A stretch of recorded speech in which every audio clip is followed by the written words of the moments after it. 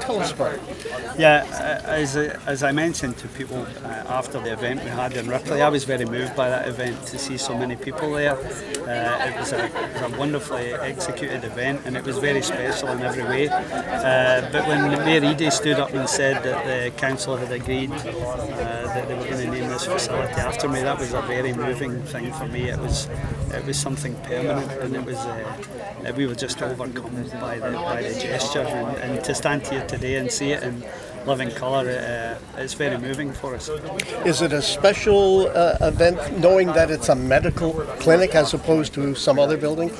Yeah, I think the fact that it is a place where people come to get help and assistance makes it all that more special. You know, in my time at Bruce Power, I think we've tried our best to support the creation of these facilities in the region to help get doctors into the area and anything that can help improve the health and well-being of the community.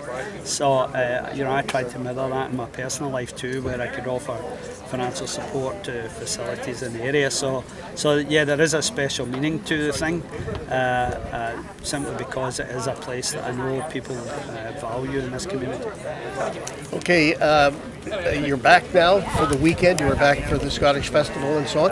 What was it like coming back? Yeah, it was, you know, it's funny, I've only really been away since 1st of May permanently. But boy, it was very moving driving back. And I told people that Leslie was in tears when we got in the car driving back here, and then again when we got home. And then of course we did what we always do. We went to the parade on Canada Day, got soaked to the skin, and that reminded me of the place I just left. But then of course we had the honour of being a Grand Marshal at the Scottish Festival, which was an opportunity to reacquaint myself with people. So it's been a great weekend in every possible way.